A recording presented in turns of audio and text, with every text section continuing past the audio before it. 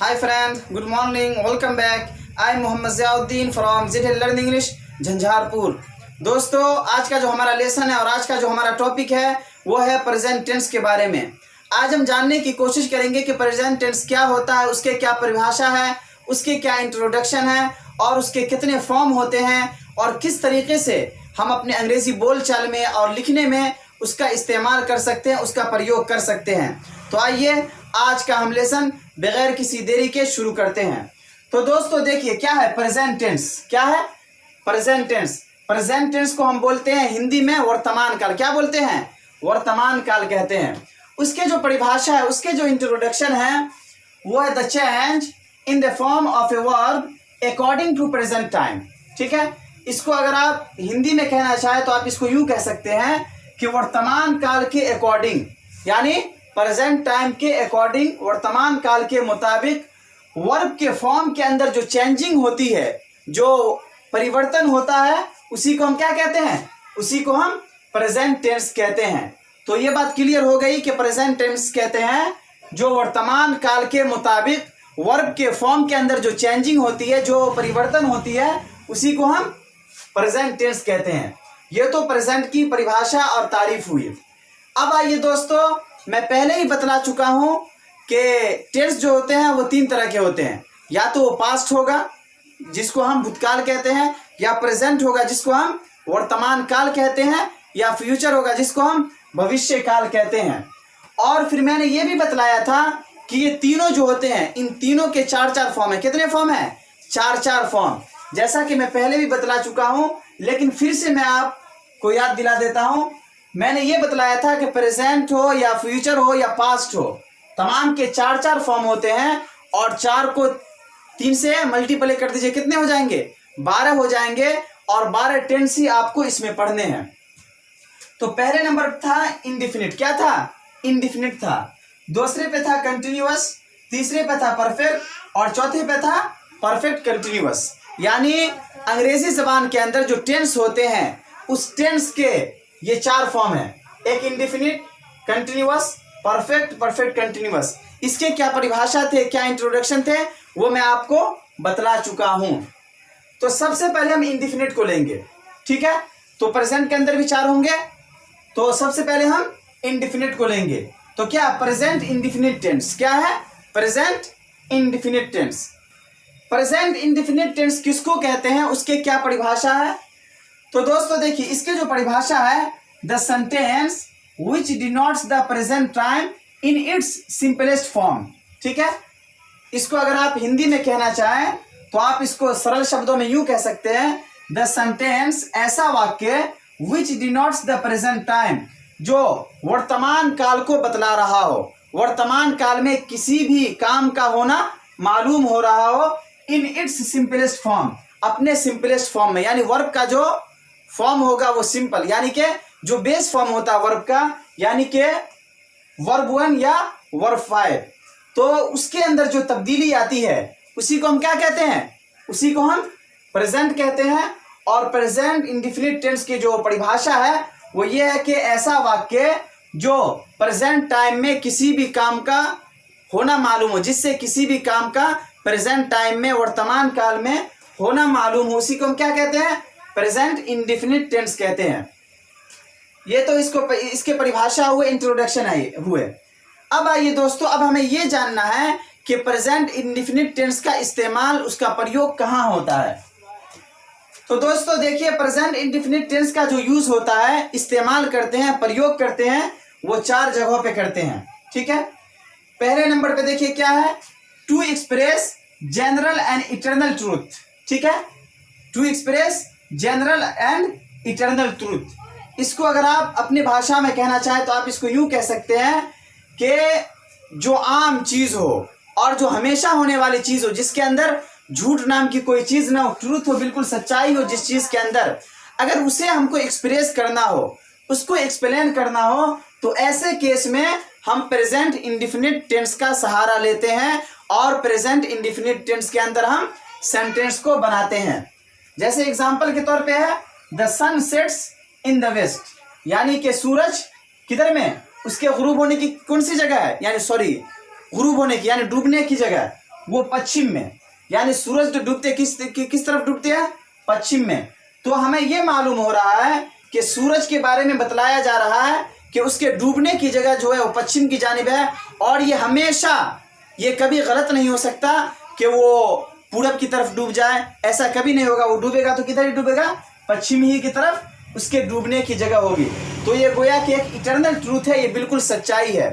तो जिस भी सेंटेंस के अंदर कोई सच्चाई हो जिसको झुटलाया ना जा सकता हो, तो ऐसे सेंटेंस को अगर हमें बनाना हो तो उस सेंटेंस को हम प्रेजेंट इंडेफिनिट टेंस में ही बनाएंगे, जैसे कि यहाँ पे आपने एग्जांपल देखा। दूसरे नंबर पे है to express habitual and permanent activity. इसको अगर आप हिंदी में कहना चाहें तो आप यूं कह सकते हैं कि जो किसी भी इंसान का, ठीक है, जो परमानेंट एक्टिविटी होती है, जो रोजाना के मामूल होते हैं, उसको बतलाने के लिए, उसको एक्सप्रेस करने के लिए हम प्रेजेंट इंडेफिनिट का सहारा लेते हैं, चाहे वो सेंटेंस फ्यूचर में हो चाहे जिसमें हो। ठीक है, एग्जाम्पल के तौर पे यहाँ पे देखें, he gets up 5 o'clock every day. वो हर दिन 5 बजे उठता है। ठीक है, तो यहाँ हर दिन 5 बजे उठता है।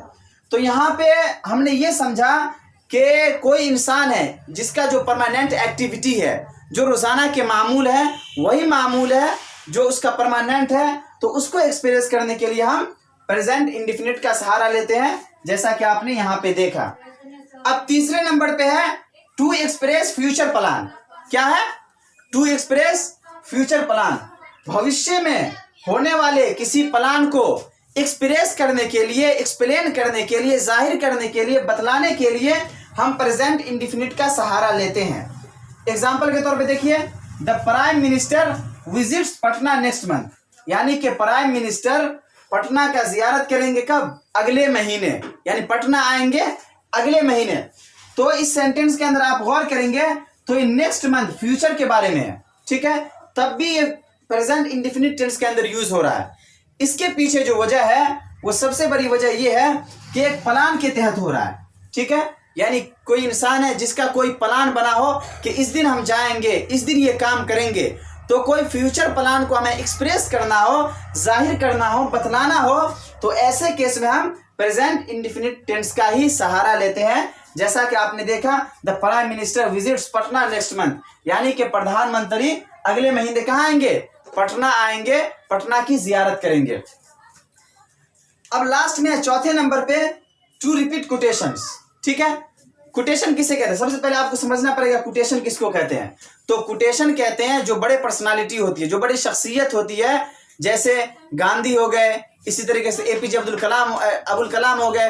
तो ये तमाम के तमाम जो है, ठीक है, एपीजे अब्दुल कलाम, यानी जितने भी बड़ी बड़ी शख्सियतें हैं, बड़े बड़े पर्सनालिटी है, उन्होंने कोई बात कही है और उस बात को हमें रिपीट करना हो, तब भी हम उस सेंटेंस को किस में रखते हैं? प्रेजेंट इंडेफिनिट टेंस में ही रखते हैं।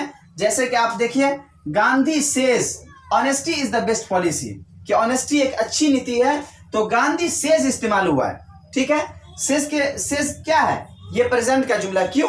इसके आखिर में एस या एस लग रहा है। ठीक है, असल होना चाहिए गांधी सेड, गांधी ने कहा। लेकिन इसका एक कायदा, इसका रूल है कि किसी भी कोटेशन को रिपीट करने के लिए, ठीक है, हम प्रेजेंट इंडेफिनिट का सहारा लेते हैं। और कोटेशन मैंने बतला दिया कि कोटेशन कहते हैं जो बड़ी बड़ी शख्सियतें होती है, पर्सनालिटी होती है, उनकी कही हुई बात को रिपीट करने के लिए हम प्रेजेंट इंडेफिनिट का सहारा लेते हैं। जैसे कि मैंने एग्जांपल दिया, गांधी जी हो गए, एपीजे अब्दुल कलाम हो गए, ये तमाम जो बड़ी बड़ी शख्सियतें हैं, उन्होंने कोई ऐसी बात कही जो बहुत ही अहम है, तो उसकी बात को रिपीट करने के लिए, उसकी बात को दोहराने के लिए हम प्रेजेंट इंडेफिनिट का ही सहारा लेते हैं। तो दोस्तों, मैं उम्मीद करता हूं कि ये जो कुछ बतलाया गया आप समझ गए होंगे।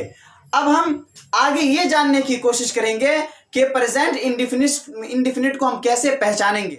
तो दोस्तों, प्रेजेंट इंडेफिनिट के बारे में हम बहुत कुछ समझ चुके हैं।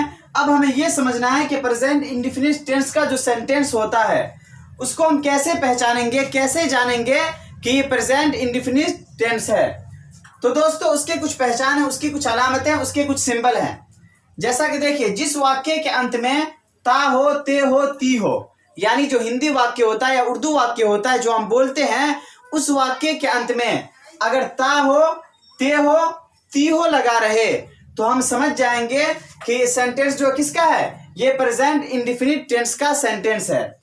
एग्जाम्पल के तौर पे देखिए, ही स्लीप्स, वो सोता है, तो सोता है आखिरी में क्या है, ता है। इसी तरीके से ही गोज, वो जाता है, तो आखिरी में क्या है, ता है।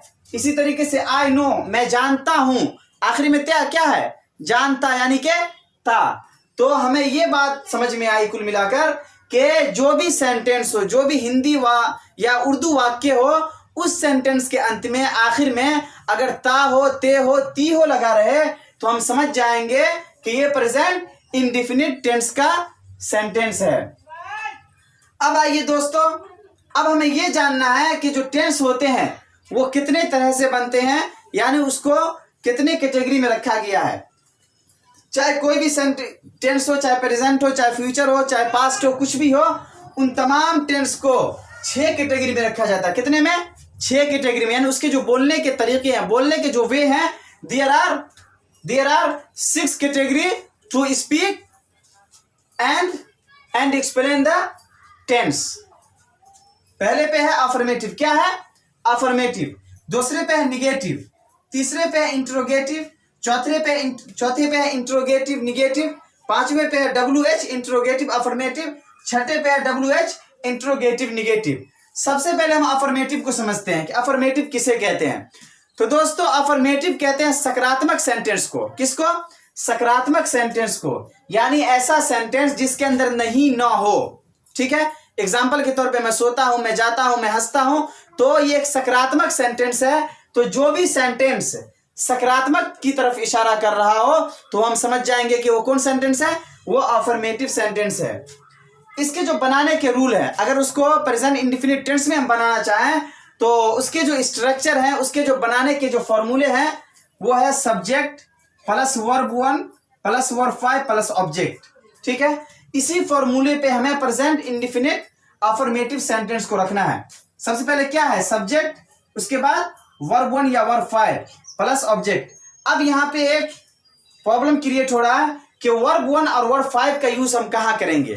ठीक है, वर्ब 1 और वर्ब 5 का यूज हम कहाँ करेंगे। तो ये बात हमेशा याद रखिएगा, जो पहले मैं पढ़ाया था पर्सनल प्रोनाउन के बारे में, कि जो थर्ड पर्सन सिंगुलर नंबर होता है, क्या, जो थर्ड पर्सन सिंगुलर नंबर होता है उसके साथ सिर्फ वर्ब का 5th फॉर्म यूज होगा। उसमें से ही हो गए, शी हो गए, इट हो गए, या एक नाम हो।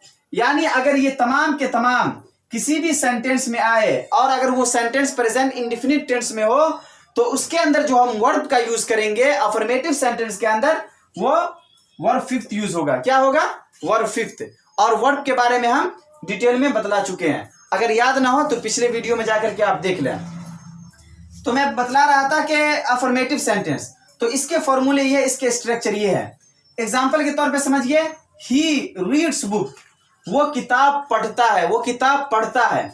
तो यहाँ पे रीड्स, इस पे गौर कीजिए, रीड्स, यहाँ एस लगा हुआ है। एस क्यों लगा, एस इस वजह से लगा कि ये वर्ब का 5th फॉर्म यूज हुआ है। और वर्ब का 5th फॉर्म क्यों यूज हुआ, इसलिए कि इससे पहले जो सब्जेक्ट है, ये subject third person singular number है। ठीक है, इसी वजह से यहाँ पे एस लगा।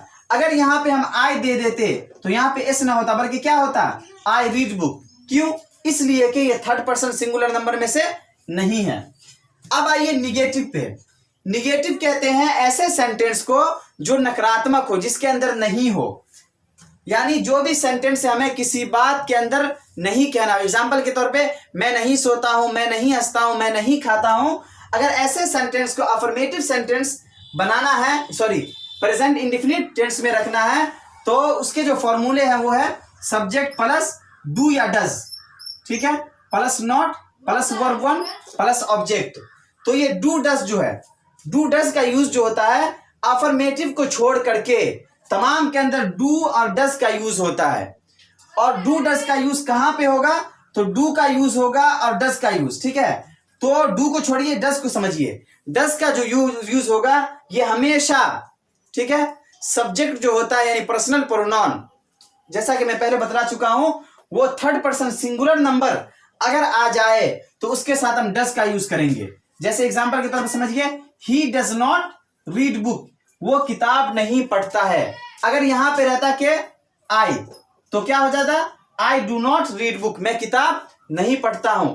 तो ये बात हमेशा याद रखिएगा कि जो थर्ड पर्सन होता है, singular number, third person singular number, तो उसके साथ हम निगेटिव हो यानी अफर्मेटिव छोड़ करके तमाम के अंदर जो डू डज का यूज होता है, तो वहां पे हम डज का यूज करेंगे। तो दोस्तों अब देखिए तीसरे नंबर पे इंट्रोगेटिव अफर्मेटिव। क्या है?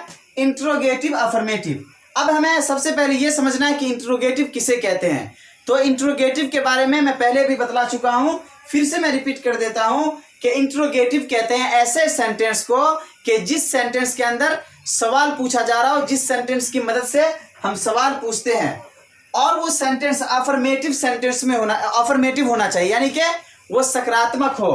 तो ऐसे सेंटेंस को अगर हम प्रेजेंट इंडिफिनिट में रखते हैं कि तो उसका स्ट्रक्चर है डू या does plus subject plus verb one plus object. यानी यहाँ पे जो डू या डज है इसको हम शुरू में रख देंगे, ठीक है। उसके बाद हम सब्जेक्ट को रखेंगे, उसके बाद वर्ब वन को रखेंगे और उसके बाद ऑब्जेक्ट को रखेंगे। एग्जाम्पल के तौर पे डज ही रीड बुक, क्या वो किताब पढ़ता है? तो यहाँ पे देखिए डज का यूज हुआ। डज का यूज क्यों हुआ?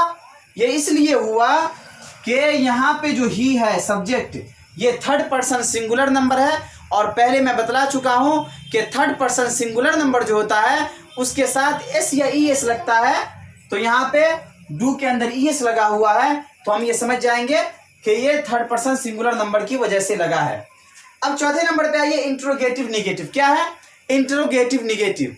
यहाँ पे था कि सकारात्मक सेंटेंस हो, और यहाँ पे है कि सवाल तो पूछा जा रहा हो जिस सेंटेंस के जरिए, उस सेंटेंस के अंदर निगेटिव हो यानी कि नकारात्मक हो, तो उसमें हम सब्जेक्ट के पास सिर्फ नॉट का यूज करेंगे, ठीक है, सिर्फ नॉट का इजाफा करेंगे।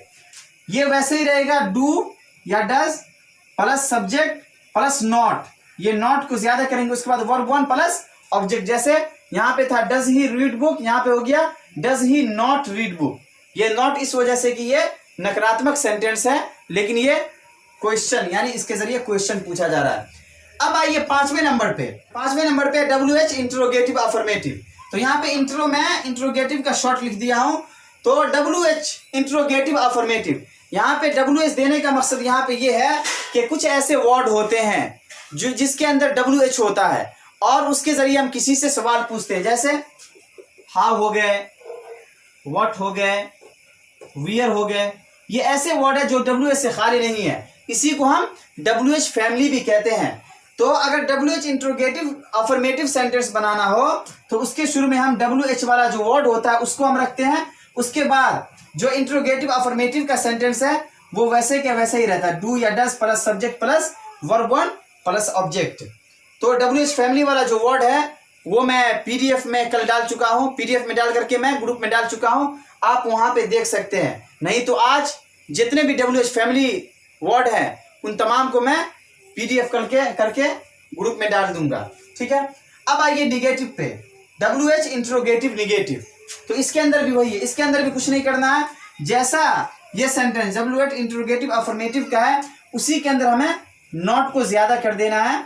तो हो जाएंगे डब्ल्यू एच प्लस डू या does plus subject plus not plus verb one plus object. और इसके एग्जाम्पल हो गए why does he not read book, वो किताब क्यों नहीं पढ़ता है, ठीक है। तो दोस्तों ये जो प्रेजेंट इंडेफिनिट टेंस के बारे में आपको पढ़ाया गया, तो आपने इसके अंदर दो तीन बातें जो अहम है उसको आपने समझा।